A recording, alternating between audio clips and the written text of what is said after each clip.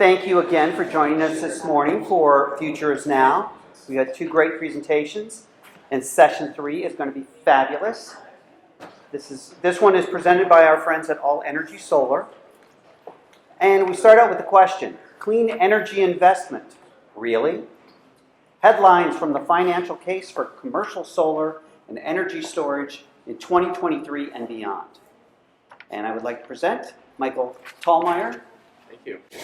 Welcome. Thanks a lot, Brad. Appreciate it. Hi, good morning, everybody. Thanks for having me, and great to be here. I've got a bunch of great information to share and hopefully provide you a little peek under the tent to not only our organization, but the industry that we play in every day, how dynamic it is, and how more and more businesses, is today's particular focus, are becoming engaged with what it means to participate and reap the benefits of what the projects and the systems that we develop and deploy can bring to your business. So really quickly, I'm just going to go through who I am and who's our company and what brings me to this stage today, just briefly, a couple minutes at the top. And then really sort of dig into the question, like, is this really something that is continuing to grow and evolve and expand? There's a lot of noise about energy. Is investment in this space really secure, safe, smart? What's happening across the commercial and industrial landscape in this space, and what's the state of the market? Because everybody that is in a market is seeing things kind of hit varying degrees of turbulence, and how is the renewable energy market kind of weathering the storm? And then it's always, a forward-looking industry that I get to benefit from being a part of. And certainly this is a future-based theme for today, and so I think it's important to kind of ground people on where the industry is headed. And we don't just measure that in weeks or months, we measure that in decades. I'll kind of zero in on some big focal points for the business case for investing in these types of projects. I spend my time talking to business owners and operators every day of all different sizes, and there's a couple of key main reasons that draws people in, and then certainly as we kind of unpack the value proposition of investing in these projects, kind of get brought to life even further, and it's a real rich menu of benefits that businesses in particular can leverage when they're considering jumping in, and also talk a little bit about trends just in overall ESG, which you may have heard some or plenty about, depending on what your role and position is in your organization. And just kind of close and just talk about how when these types of projects that our company focuses on are brought up in business settings, how flexible the solutions are. It's not just a one-size-fits-all approach to the type of projects and systems that we support. And so people learn that you don't have to fit a square key into a round hole to make a project like this come to life at your property or at your business. So quickly on me and on us. So I'm our Director of Business Development at All Energy Solar. I also lead our commercial and industrial project team, which is a real growing segment of our industry, and in particular in our organization. But just to kind of highlight who we are a 13-year-old operation, family owned since day one. There are still 2 brothers that started this business at the top of the organization, and heavily vested in the company and a long-term plan and strategy to stay in that particular space. We are headquartered here in the Twin Cities, actually in St. Paul, but really nicely situated for the metro in the Midway, very close to the fairgrounds. If you're familiar with Bandana Square, Energy Park Drive, we're right in that zone, so nice central location for us to serve most of the upper Midwest market. That is kind of our home base. We also have an office, warehouse, and support team out of Madison. A lot of us involved in the organization in leadership met at Madison, went to school at the University of Wisconsin. Sorry for the Gophers in the room, but that's just the reality of our situation. But Madison's near and dear to our heart, and we have a lot of great business in southern Wisconsin, and in this year also adjusting to doing work in Illinois So we'll have great proximity to Northern Illinois from our Madison branch. And then about 2 years after we incorporated, we opened up Central Massachusetts. That was based on some prior industry experience that we had before opening All Energy Solar, and also a couple of our key early employees moving to the East Coast. It was just timely to open up shop in New England, and so we support a variety of states in New England as well. Was once upon a time a real small business, not so much anymore. We have over 250 employees at All Energy Solar today, so David, we're working on getting to 400 so we can talk. You know, we have grown quite a bit as the industry has demanded it, the market has demanded it, and we grow a lot of staff because we're proud of providing jobs, but we also aim to support the entire process from early on, engaging with customers about what these solutions are, all the way through the formal construction and deploying of the project through installation. And then these projects live for a very long time. So it's important to have a service element to your operation. This is where a lot of industry players fall short. Very important commitment to us and to our customers that we are going to stay with you as long as you will have us. So consultation, design, install, and service, all in-house at All Energy Solar, and you just need people to do that. You cannot wear every hat based on how involved these processes and projects can be. And so that's where we really focus on recruitment, we really focus on retention, some of the themes from earlier today, and also certainly growing our install base. Over 7,000 customers that we've supported over the years. This number is rapidly growing. At this point, our company installs about 100 new projects a month on average. So we really have developed a real robust team in the field to not only work with customers on these projects, but build them, deploy them, and activate them. Lots of projects. I'll get into kind of some of the terminology on sizing in a moment, but we have now supported customers across 20 states, although certainly the Midwest and New England are our main home base markets. Also a little bit of project work outside of the US, down in the Caribbean. Sounds fun and glamorous, but definitely challenging to work outside of the US, although we've been able to kind of cut our teeth in that space over the last couple of years. We do really strive to provide a great customer experience, and so our ratings and kind of consumer sentiment about our organization and how we serve the market is important to us. A little over a third of our customers come to us through that referral and repeat business pipeline, and that's really critical when folks are considering a new or emerging technology or project to take on for their business, and they really want to leverage somebody's experience that's been positive to get the right feet in the door to bring them to fruition. First year as a strategic partner for FEI Twin Cities. It's been great to get introduced to the group. I've met a lot of great people over the first 8 or so months that we've been engaged. Shane Wilbert, who wasn't able to be here today, is our VP of Finance at All Energy Solar. She was kind of my introduction to this group. She's also a board member here and sits on various committees. Many of you have come up to me mentioning having met Shane, interacted with her. She's been an incredible addition to our company for the last roughly 18 months and really helping strategize our growth to move from that small business to an intermediate sized company as well. Little sizzle. We're going to try and watch this video. I guess volume, I didn't even ask if volume is up on this thing. We'll find out. Hopefully it goes. We'll see. Little baby. No worries. I'll move on. Send the link to us. Yeah, I'll send the link to you. So basically the gist of that was it was a bunch of news clips, kind of, different headlines about how renewable energies are taking hold across the United States in a variety of forms, and I'm going to cover that anyways. So one thing that helps when people start talking about our industry is, it's not just about dollars and cents. Certainly that's the end goal for most, is that we're providing a solution that saves a lot on the operating expenses of a home or a business. But capacity and the amount of power that can be created from a system that's installed comes down to units of measurement.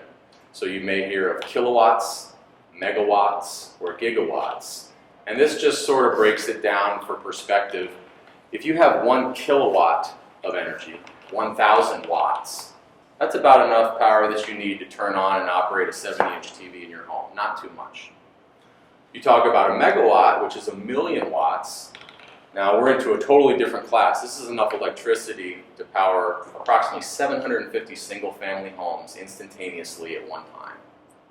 And then a gigawatt is 8 billion watts, enough energy to produce about 750,000 homes worth of electricity, or in the commercial space, consider 300 large commercial buildings, 50,000 square feet or larger, with air conditioning running all the time. Now, what does that mean? Why do we put that chart up there? It's really to kind of reference, and sorry, this might be getting cut off a little bit by my screen here, but as we kind of follow the solar capacity that's been installed here in the United States from really the industry's infancy, which is only 12 years ago, to today, you see the growth.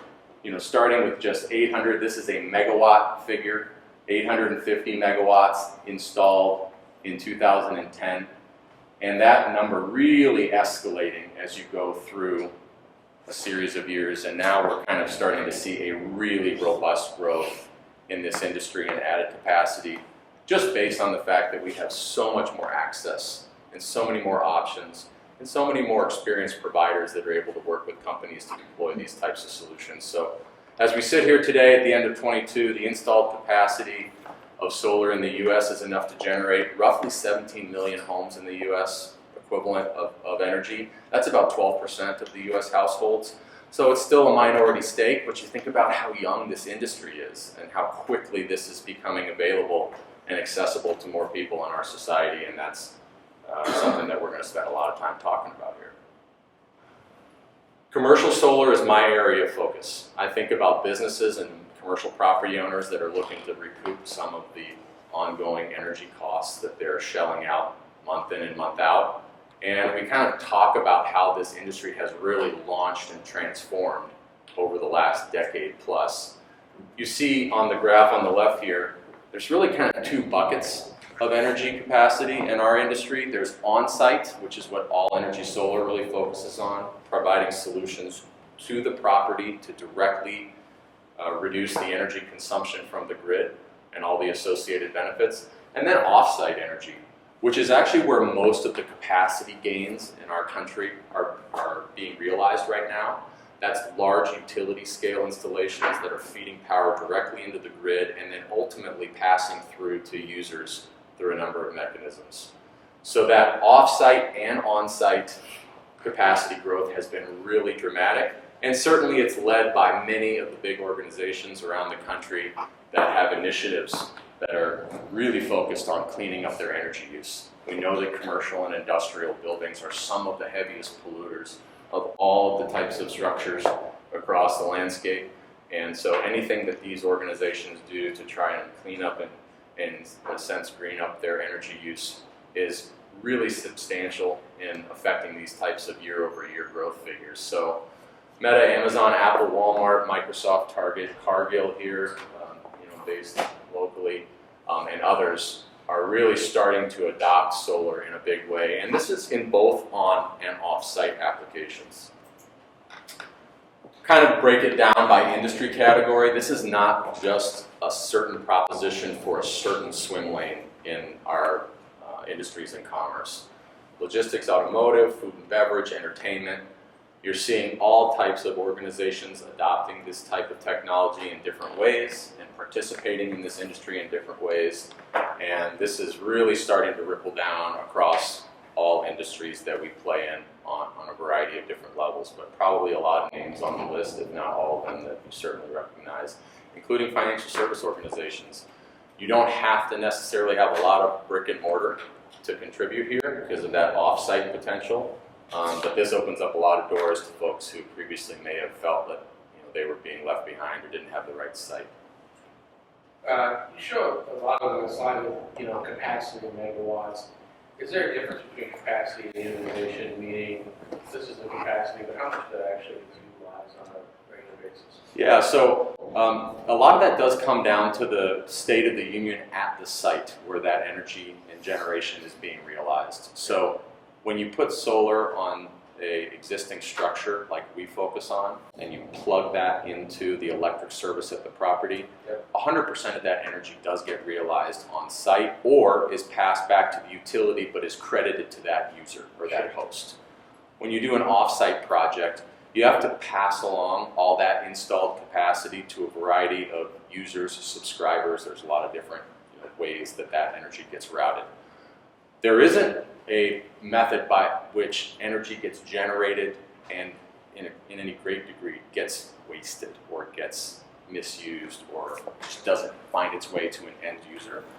But there are definitely use cases that lend one stronger than another. So the capacity that we install and that most of the industry is focused on is a capacity to replace grid-fired power and energy.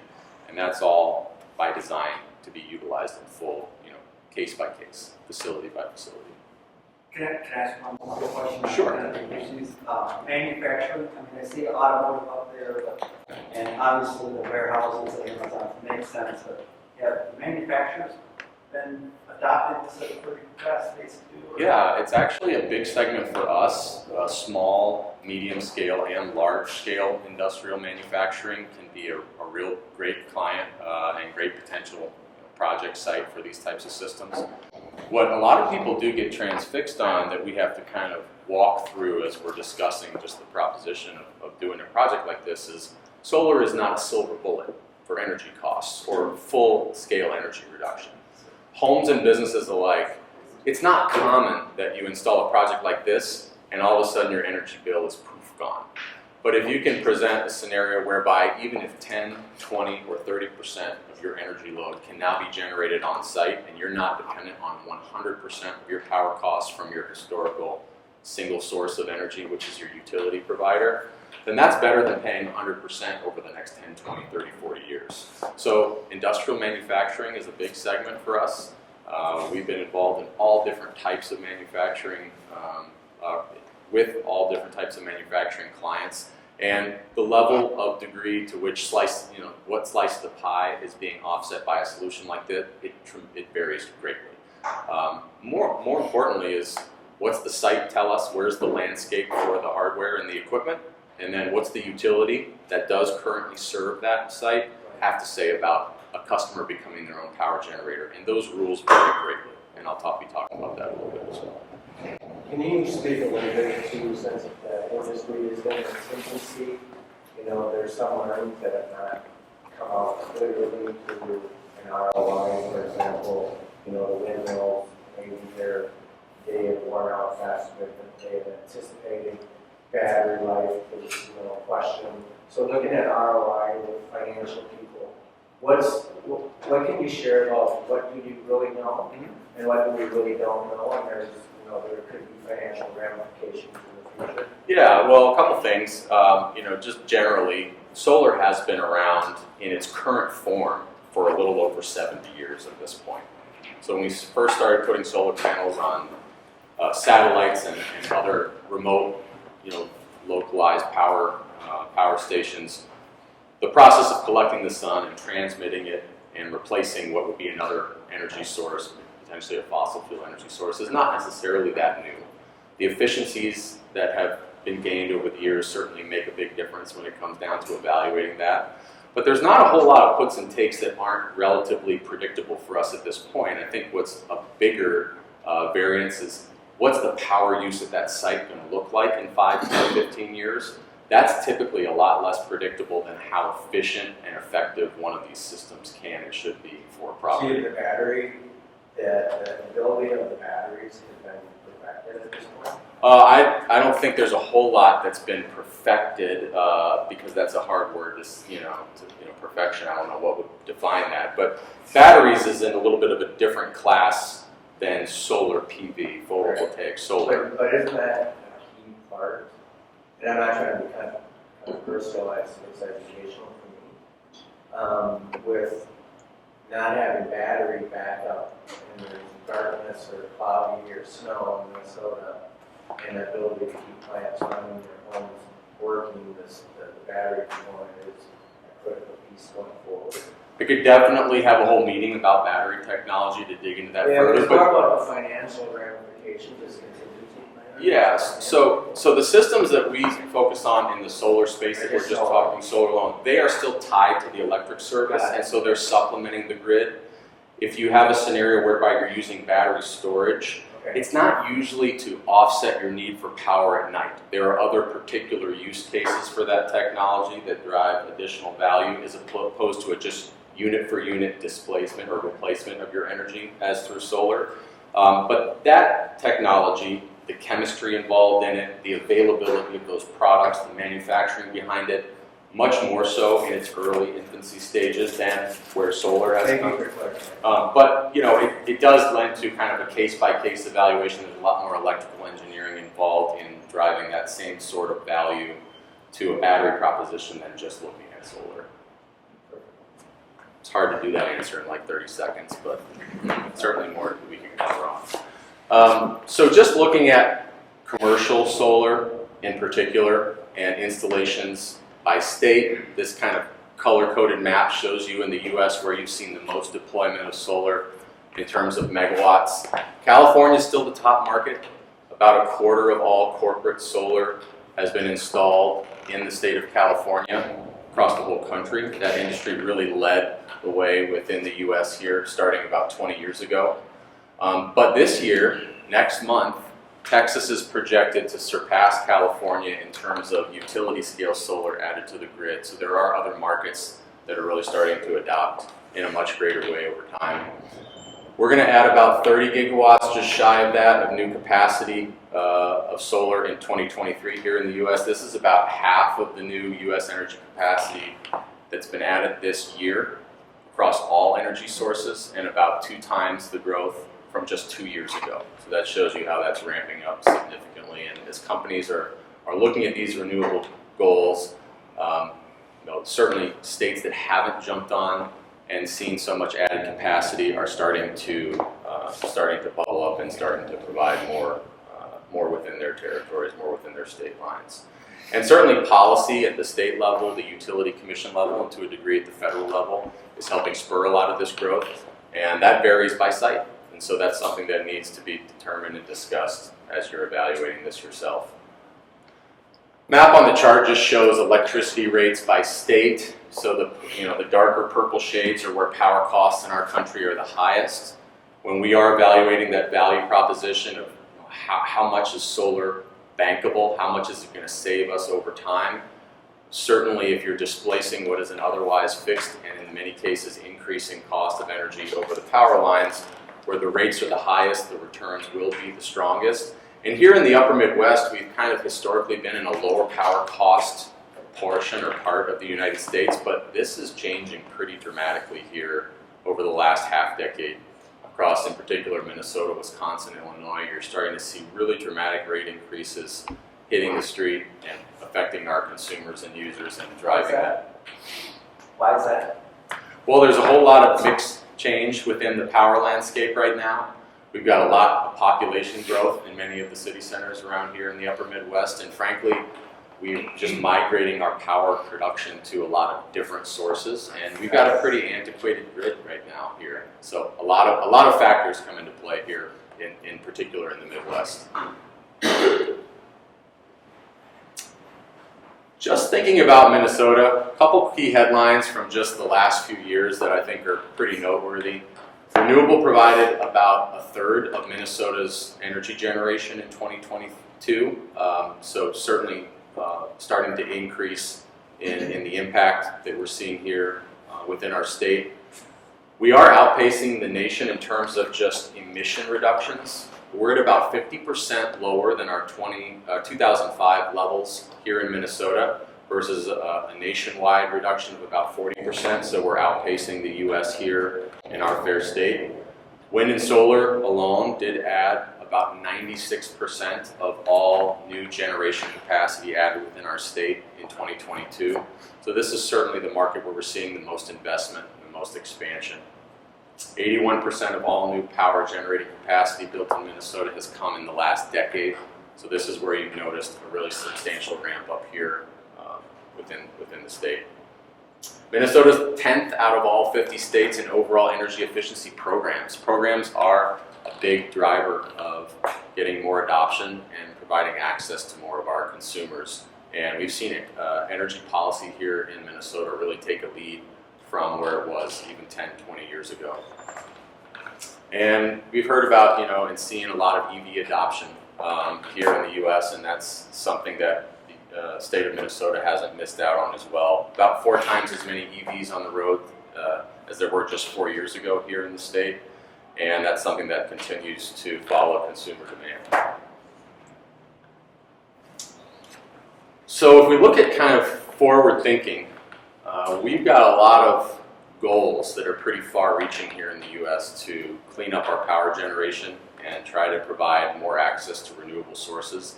Currently, solar only accounts for about 4% of the nation's electrical supply. So as far as we've come, we're still really just barely scraping the surface in terms of the amount of deployment and activation that we're going to see.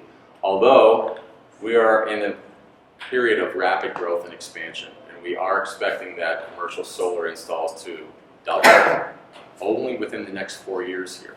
And a lot of these, companies, businesses, property owners are starting to take a much harder look at this now, and that's going to lead to much greater adoption. We do believe that these really far-reaching goals of cleaning up our energy use here in the U.S., reducing our carbon emissions, are going to require a lot of different efforts, not just companies that are willing to take on renewable energy at their property. So cost reductions in the industry are critical. Large-scale electrification is going to certainly lead to a lot more opportunities for these systems to be more impactful. And we're going to migrate to where as much as about 40% of our electrical supply will be coming from renewables by 2035, and even more so within the next 10 to 15 years after that. You're also seeing a lot of policy updates here in Minnesota that are focused on this, going to provide a lot of different options for those that are looking to adopt in the next several years. Grid mix is something that we talk about a lot. Right now, we do see fossil fuels still providing the lion's share of power production that leads to, in particular in the commercial segment, businesses and industry. But that is rapidly evolving and changing as well. So in addition to just growth in population and society, but certainly newly electrified sources for businesses, for industries, transportation, that's going to mean that we need to deliver a lot more energy and a lot more demand than we've ever had across our grid. And this is definitely one of the items that is particularly important to have our legislators, our utility commissions to be focused on, because you cannot flip a switch and require 50% more electricity tomorrow than you do today. So it has to be a migration that's steady and certainly progressive, but also funnels through to all types of users in a way that's meaningful, but also possible with our existing infrastructure here within the country. Couple more stats just where everything is leading as we look at the next 20 to 30 years.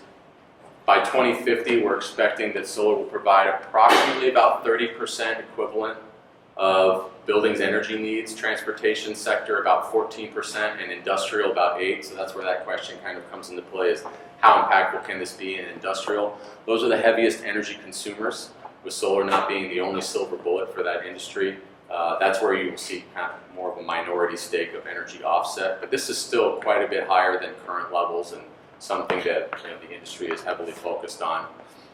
About, let's see, which one of these should I pick off? If we're going to get to a goal that's been provided here for the U.S. of getting about 95% decarbonized by 2035, we're talking about 12 short years from now.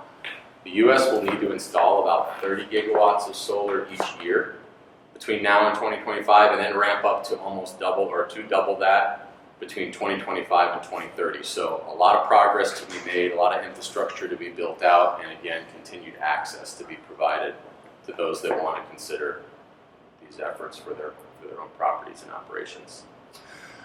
So now what? What do? We have all these, we answer questions. Yes, sir. So it almost seems like this should be a no-brainer that feds and the state should get behind construction and renewables and just say, look, for all new builds, there's going to be solar on commercial or residential. What holds that back from happening? Because it always seems to be a post-build, somebody in the neighborhood decides they want panels on their roof and that's when it gets put on. Yep. Why is it not being done up front? Well, it is in certain pockets. You've started to see, or maybe have heard about this in California in particular, with new construction mandates for incorporating renewables.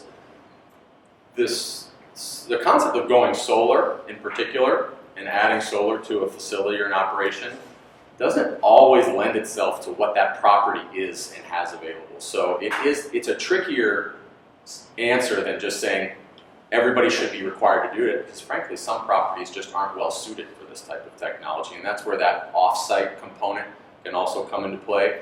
But what's keeping those types of mandates from being activated or pressed? I mean, that comes down to policy. We have a zoning requirement. So if we're going into this new space, as part of the diligence and zoning that for whatever development is going to happen, one of the boxes they got to tick is its readiness to accept. Yep. Is that being debated or thought about? Yeah, it certainly is. And we're working a lot with developers and builders too. We're working with those clients, and just as many properties that are being constructed now are being constructed to be solar ready, as opposed to necessarily activating that as part of the construction financing and building that into the plan from day one, as much as we advocate for that, because that is the best time to do it. But this is part of our world. There are different building codes in every jurisdiction. There are different commissioners in every utility, or every utility board in every state. So it's hard. It's exactly. It's a little hard to say, you know, why isn't there a blanket approach to this and a blanket push for this? Because frankly, there's a lot of different cooks in every kitchen. But this is something that, you know, we continue to make strides toward and try to gain some traction. Yeah, George. Michael, can you talk, and this may be a little bit of an unfair question, so I apologize for this, but financing solutions, one of the solutions I can think of is property tax assessed, clean energy case financing. Yes, sir. Part of the capital stack as you build a new building, or as you do retrofits on a building, that sort of thing. Can you talk a little bit about some of those options?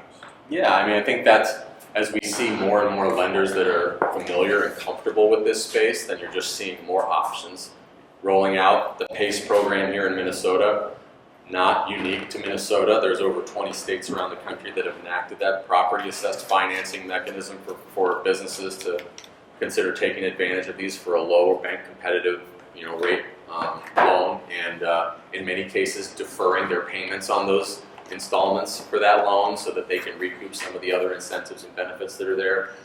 The blanket statement I would say is there's more opportunity for financing these projects than ever, and there are particular clean or green banks that are being established locally and regionally and certainly nationally that are starting to engage with more and more companies to find creative financing solutions to get these projects to clear the books and to get these projects installed. So PACE is one that's really popular because of a bunch of the particular benefits to that structure that just lend itself to helping steamroll the project returns for those that can benefit from the incentive landscape for solar.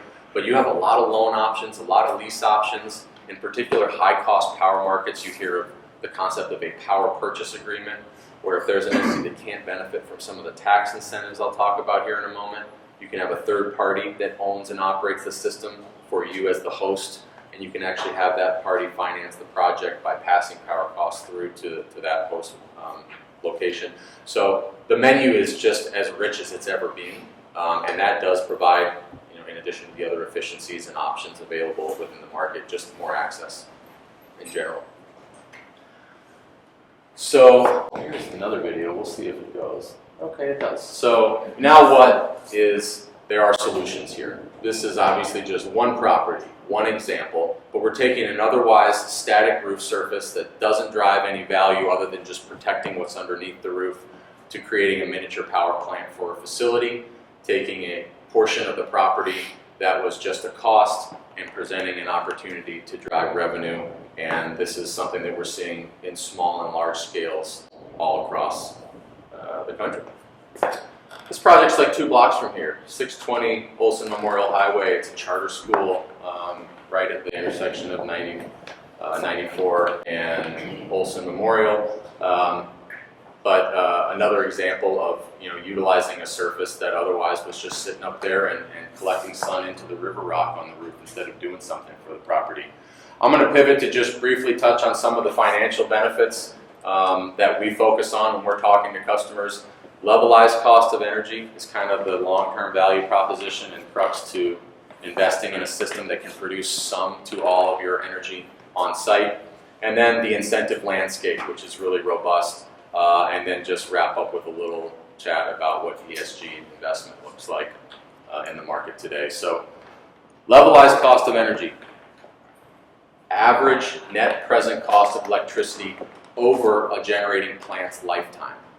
If you invest in an asset at a fixed cost on day one and you produce a predictable amount of energy from that asset, you're no longer susceptible to the rate increases that you would otherwise be absorbing if you're bringing that power in through traditional sources through the grid.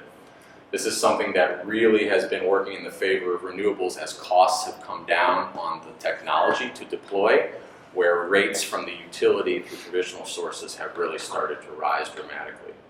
So we can use the levelized cost of energy evaluation to look at all types of different technologies that don't necessarily have to have the same lifespan, but we can utilize that to evaluate the cost, the risk, the return, the capacity, and the potential that we get from these systems.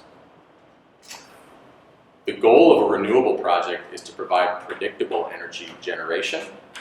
The utility rate structure and where that is heading in the future is the hardest to crystal ball. We know that historically across the United States, usually power coming through the grid takes on a roughly 3 to 4% rate increase year over year. Tick above inflation in most cases. But now we're starting to see fuel costs rise dramatically, which is a big factor in what power costs to be distributed to us, as well as an aging grid and infrastructure that needs to be updated by our utility providers. Anything a utility is going to do to adjust their facilities, their infrastructure, their programming, it finds its way to rate. So if we can offset a portion of a customer's energy use with a system that's generating power for themselves, then they're not taking that impact on the chin month over month, year over year, like we're becoming used to in these days, where we're seeing now more commonly 5 to 10% rate increases on power year over year. Incentives are really robust when it comes to looking at solar, and not every facility and property is going to necessarily benefit from every incentive that could be available in the market today. But certainly the tax incentive plan, which starts at the federal level, but in some cases is carrying through to the state level, are really significant. Most of our tax-paying customers that invest in solar energy projects today do see between 60 and 65% of that project recouped through a variety of tax and depreciation credits that are associated with those purchases. Those come right back to the purchasing entity very expeditiously, usually within the first few years that the project is active. If you spend $100,000 or $1 million on a solar project, you don't have to reduce your energy bills over the next several years by $100,000 or $1 million. It's going to be a minority stake of that, and that really helps steamroll project returns. Regional rebate programs from utilities, from municipalities in some cases, like the city of Minneapolis, the city of St. Louis Park. They have stated incentive programs for adopters for solar energy, particularly important depending on where your properties exist.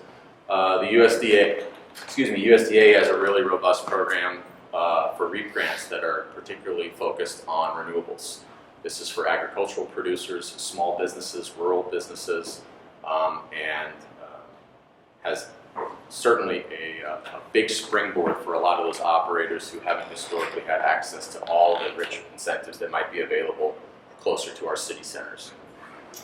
Performance-based incentives are really popular, and in particular, those utilities that have more extensive programming in support of renewables, they start to focus in on performance-based incentive. That is just another way of saying you're going to be incentivized or receive extra credits, rebates, or incentives based on your system's output, not based on the dollar amount that you invested on day one, but based on reducing your energy consumption from the grid relative to what your system can produce. Renewable energy credits are also of great value in certain states that have active markets where you can actually buy and sell your solar renewable energy credits that are accumulated based on every 1,000 kilowatt hours a system produces.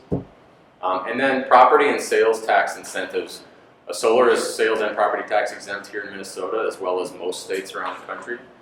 So that's just another kind of feather in the cap for making an investment in a project like this, but not having an ancillary impact to property tax or paying sales tax on top of what the system costs at full value. The Inflation Reduction Act last year came into action in August. This was pretty transformative for renewables because there's a lot of programming focused on encouraging adoption at the local level, but also in encouraging more manufacturing for our components to support the industry. There's a 30% federal tax credit in place now that was in the process of stepping down to 10% before the IRA was enacted. So that moves the needle back in a favorable direction for many adopters that can benefit from tax credits. Another 20% of the project can be recouped through that mechanism. And then the IRA does have provisions for bonus tax credits above and beyond that base of 30% for utilizing domestic content, domestically manufactured goods for the project. If your project exists, or your property, exists within what's been coined an energy community, which is a community that may have been negatively impacted from a jobs standpoint through other forms of technology and energy generation being decommissioned over the years. So think coal-fired plants that are shuttering, nuclear plants that might be closing down or downsizing, and others. Low-income communities, tribal lands, and now even nonprofits having access to benefiting from a direct pay of what was previously a tax credit that was only applicable for those that do pay taxes and can benefit from receiving credits. So a lot of new programming in the IRA that's really expected to boost both on-site and off-site renewable projects for years to come. We're looking at certainly an increase in deployment. I mentioned an increase in manufacturing, which is a great need for us here. Historically, the U.S. and North America in general has not been a hotbed of manufacturing for renewable energy products. This is something that we're seeing a lot of more time-honored manufacturers starting to invest in setting up more manufacturing here in the U.S. so that less product needs to make its way through the supply chain from abroad to get to your roof. And then certainly jobs. So we do talk about a lot of jobs within the industry, both from the providers, but also from the manufacturers. And this is going to help replace what are decreasing jobs in some of the other power sectors, as some of the older, more antiquated and fossil fuel-based energy industries are starting to trim down. This is definitely an important one, and this is the impact that all of this electrification has on the grid. I mentioned earlier, you can't just flip a switch and then tomorrow we need 50% more electricity. By and large, the U.S. has a relatively old grid, and there isn't unending capacity available for utilities to allow anyone and everyone across any neighborhood and street to provide their own power generation. And most of this is because power doesn't just flow into an electric load at a home or a business. If it's not utilized on site, in most cases it's going back out to the grid. And there's a hosting capacity that every subset of every utilities grid has that it cannot eclipse, because there are substations that provide power today in one direction, and we cannot outstretch the limitations of the grid based on the way that infrastructure has been set up.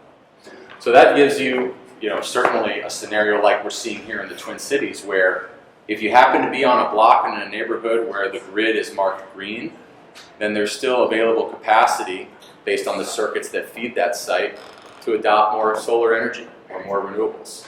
If you live in the northeast corner closer to Stillwater, up by Chisago Lakes, or in some of the more far-reaching parts of the grid, you find that hosting capacity has almost been fully consumed or reserved, and that actually leads to a lot of permitting issues when it comes to getting projects sited in those regions.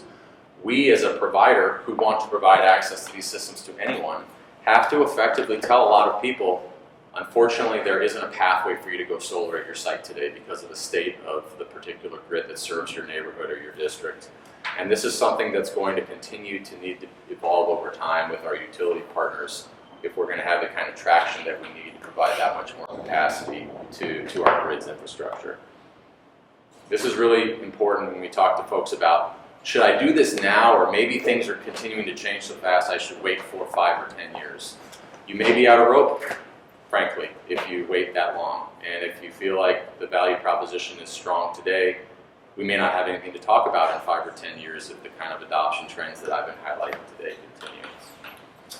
Just a quick note to close on ESG. It's something that we're certainly hearing a lot about today across, in particular, large corporations, but it's starting to trickle down to small businesses too. And this is just a big approach from an investment standpoint that goes beyond just the dollars and cents of the bottom line. Environmental social governance is something that industries and businesses are starting to take very seriously. And it goes beyond just having blue recycling bins in the hallways or making sure that you're shutting off the lights at the end of the day on Friday to not leave lights running through the weekend. Certainly sustainable practices are driving investment intent in the new commercial and industrial space. And in some cases, companies are viewing this as a strategic imperative for them. Keeping their company healthy, keeping their employees proud to work where they are, and not just focusing on the bottom line at the end of every week and every month and every year, but having a holistic approach to viewing the impact of what cleaning up their energy use at their site can mean for that particular business. So a lot of added investment in ESG funds over the last several years, and that's certainly something that continues to grow year over year. Technology is rapidly advancing. The form and function of this equipment is not changing, but the levels of efficiency are certainly getting to a point where we're able to produce more power with a smaller footprint, and that drives added returns.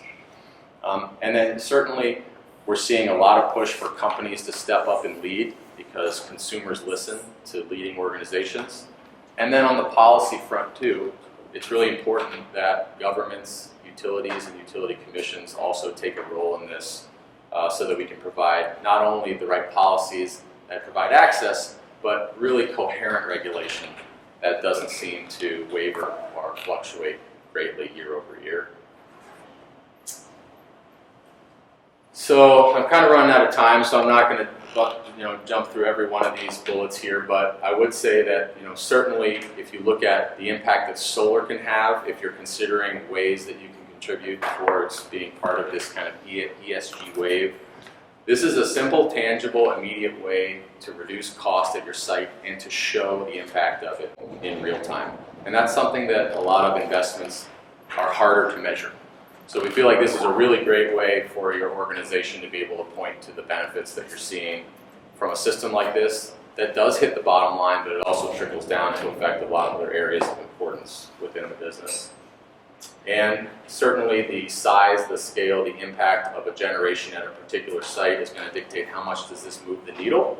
That's going to be different property by property. It's something that is important that whoever you're working with to kind of consult on this front is being really clear with you about the potential for your location. That's pretty much the end of my spiel. I will just say that we work with companies of all different sizes and types.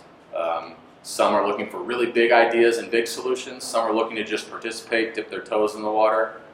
There's an option for all of the above. It's really important that you have somebody that you trust, that's got good industry experience and has a good business behind the value proposition to actually deliver projects for you. But we love taking on projects of all types and kind of figuring out how to thread the needle so that a solution makes sense for your location. And as you can tell, they don't all look the same. There's a lot of different ways to deploy these projects, and we take a lot of pride in helping businesses come up with those solutions. So I think that's it for me. Maybe just a minute or two if there's one more question. Real quick one. So one of the things we talk about is carbon credits in my space as well. I'm curious, in addition to power cost offsets, which you talked a lot about, you also I'm sure part of ESG, right? But is there, two questions, is there sort of a calculation in terms of megawatts to carbon credits? In those markets, Yeah. where they exist, where those credits exist. Where- That's one of the challenges. Yeah. Not every state in the U.S. is a renewable energy credit market or carbon credit market, and this becomes complex with organizations that span between different states and regions. So we're in a non-renewable energy credit market here in Minnesota, where we can't buy and sell those credits. You can still claim those credits, but that value is more on paper than it is in Sure, dollars yeah. and cents. But that is certainly something that policy shift is leading to opening up more doors in that space as well. It's going to become a real marketplace. It's going to help drive the industry, I think. You're seeing, carbon credit banks being established right now, Yep. where those transactions are becoming almost as instantaneous, as they're being realized. For sure. Okay, Brad. Thank you, Mike.